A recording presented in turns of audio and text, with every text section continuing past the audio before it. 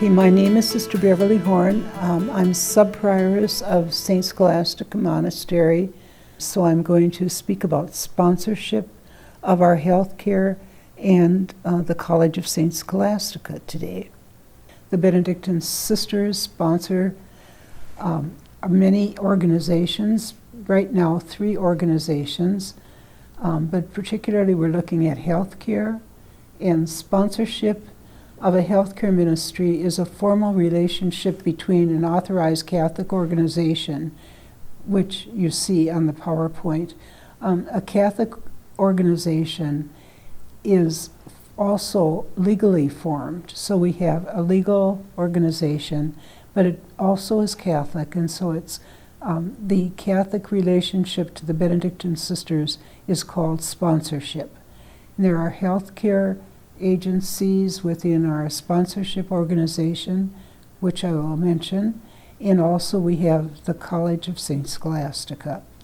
And the purpose of our healing ministry is to promote and sustain Christ's healing ministry to people in need. One of the mottos of the Benedictine Sisters is Ora et Labora. That means prayer and work. And our work we call our ministry. So when other people say they're going to work, the kinds of work we do is always called a ministry. We have a centrality of prayer in our life.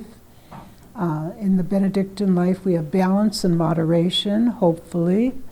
The importance of a communal life, and then we have an emphasis on the value of education and the arts. Is the Rule of Benedict still relevant, we ask?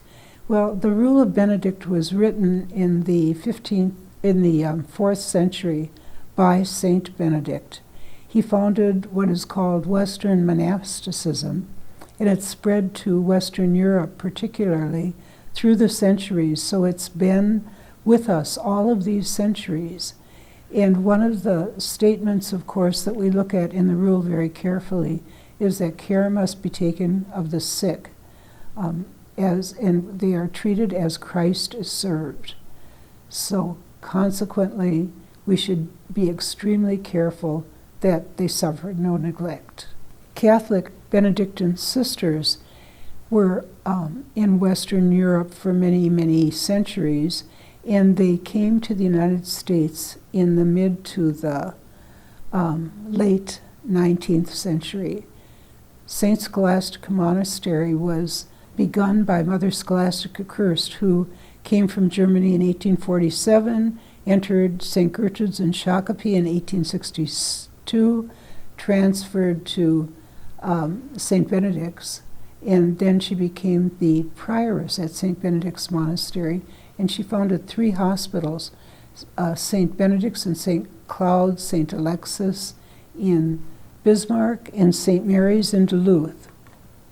The Benedictine St. Scholastica Monastery was founded in 1892, and the Benedictine Sisters Benevolent Association was founded in 1902. That is the civil arm of the Benedictine Sisters. We have a civil organization, and as I mentioned, Catholic institutions also have a different kind of founding, and that is called canon law. The Benedictine health system was founded in 1985, so you can see there was a history of health care before then. The evolution of the Benedictine health system and sponsorship here, you can see that the Latin root of the word sponsor means to pledge oneself solemnly. St. Scholastica Monastery sponsorship is an ongoing permanent relationship with the sponsored organizations. The ministries that the sisters took on in Minnesota, particularly and in Duluth, were very much like the religious communities who founded them. The Benedictine hospitals or nursing homes integrated Benedictine charism and values, and these values have permeated the organizations throughout the years. They are hospitality, respect, stewardship, and justice. And you will find these plus some other values in all of our sponsored organizations. The ministries were characterized by the presence of men and women in all of these organizations. It was really uncertain who owned the organizations, who ran them, because it was either religious sisters or religious men. And no one questioned this, who operated the facility. The theological foundation of sponsorship is rooted in the baptismal call as God's people to teach, to heal, to serve those in need, and do that in the name of Jesus, empowered by the Holy Spirit, and to do this in community, in communion with one another. Catholic healthcare in the United States started with the Ursuline sisters, who were invited from France to come to the United States, and they went to New Orleans. So the first sisters were in New Orleans, Louisiana. And 1888, St. Mary's Hospital in Duluth opened. The new community of sisters, founded by Mother Scholastica, came to Duluth in 1892. They opened the new St. Mary's Hospital in 1898, and they moved the headquarters to Kenwood in 1900, which is called the Villa Sancta Scholastica, and it is now the St. Scholastica Monastery. This is a picture that you'll see of the first hospital. It's a little bit difficult to see it, but it's sort of the building midway between the church and what looks like a small apartment building behind it. This was owned by St. John's Collegeville, and they were going to start a school. The property all belonged to St. John's in Collegeville. That's St. Clement's Church in Duluth. So the school they were going to start was next to it, and instead they decided not to, and the sisters had the first hospital there. Some of the things that have happened with sponsorship in more recent years, post-war years, 1945 to 57, money became available to build more hospitals. Money became available for people to get educated in healthcare, and so there was certainly a lot of activity going on to the Catholic healthcare systems. In 1960, they started advisory boards and lay members on boards, and part of the reason was because the organizations all became incorporated separately from the Sisters Corporation. So then there were advisory boards and lay members included. Vatican II affirmed the role of the laity in the life of the Church, one universal call to holiness. And lay participation and leadership led to a lot of collaboration in the ministry. In the 70s, 80s, and 90s, many changes took place in healthcare. The government became very much more involved. Healthcare became increasingly complex, and at the same time, there was a decrease in the number of religious in healthcare. The shared oversight of the ministries spelled out in reserved powers. So the sisters in the organizations that they were sponsoring at this time held on to some powers that they were by canon law required to hold on to. Others were given over to the ministries. There was awareness of growing separation between governance and sponsorship. It was difficult in those early years to determine, because of governance and sponsorship was one and the same, to determine which was which, but then the overlap became quite evident. In 1980, the Benedictines celebrated the sesquimillennium, or the 1500-year history of Benedictinism. So this long history continues. In 1980, long-term care, the Benedictine Health Center on St. Scholastica Monastery was built, and that was one of the first ventures of St. Scholastica Monastery sisters into long-term care. There was, in 1985, after much discussion by the community, there was a formation of the Benedictine health system, and that included all the Catholic organizations that the sisters were beginning to sponsor more fully. In 1997, St. Mary's Medical Center and the Duluth Clinic combined, and that was an integration of a Catholic, St. Mary's Medical Center, and a other than Catholic organization, the Duluth Clinic.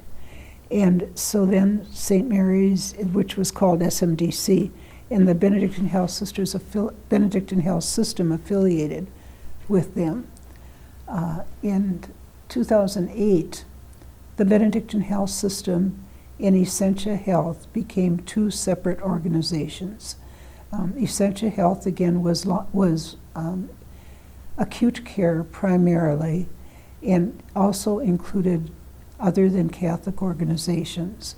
In 2011, the current Benedictine Health System formation with campuses in several states occurred. And this is just a point that on the PowerPoint 2017, the sisters celebrated their 125th anniversary in the monastery. This is a picture on this PowerPoint of the Benedictine Health Center, which was opened in 1980. And you can see that as the sisters looked at their health care and the futures of long-term care, the Benedictine health system that focused primarily on long-term care, as I mentioned before, was formed. To ensure that the mission of the sisters is carried out now and in the foreseeable future, we work in partnership with the local church and the bishop, and sponsorship is responsible for the integrity and perpetuity of the healing ministry of Christ. This is an important focus that sponsorship has in whatever kind of Catholic organization we are working with. A point was made in a number of articles that sponsors are no longer considered collaborators, but assume co-responsibility for maintaining the Catholic identity of the sponsored organizations. When we say co-responsibility, we're talking about the lay person and the religious organizations working as co-responsible as sponsors. How is the sponsorship in St. Scholastica Monastery changing? The ministries of education and healthcare are the two large sponsorships that we have, and the healthcare organizations are the Catholic organizations or entities in Essentia and all of the Benedictine health system. So a sponsor council was formed in 2016, and the evolving role of the sponsor council continues. As I indicated before, sponsorship included sisters only. In 2016, a sponsor council was formed, and it included of 4 lay members, 3 sisters, and chief executives of the major sponsored organizations. The charter was approved, and the first sponsor council meeting was held July 15th, 2016. And a great deal of the work of sponsorship of our Catholic entities is given over to this organization that is working very hard to develop sponsorship more fully. As it evolves, we understand that perhaps in the future, sponsorship will be done entirely by lay people. There probably will not be sisters involved, although we'll have sisters involved as long as that's possible. And so with the sponsor council is working towards the development of what is called a ministerial public juridic person, which is an organization that is recognized by Rome to have the same canonical significance as the St. Scholastica's Monastery. So this organization will be formed and get the approval from Rome. It will include sisters and laypersons, as I said, but it's possible in the future that the members will be laypersons only. At the current time, each of the sponsored organizations does report to the St. Scholastica's Monastery chapter annually. In the future, if it's a ministerial juridic person, this will not be necessary because they will be their own ministerial juridic person. Okay, there are a number of characteristics of these persons who are sponsors, which I will not cover but they are listed here on the PowerPoint.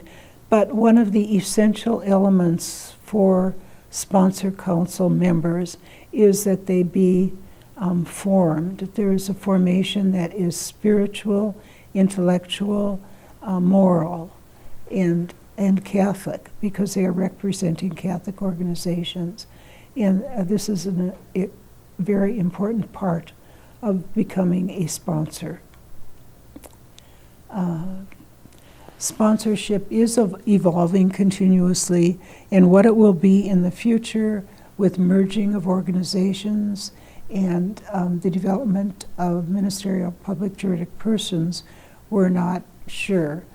But this is a reference from Isaiah on the PowerPoint that says, "See, I am doing something new. Now it springs forth. Do you not perceive it? In the desert I make a way, in the wasteland rivers."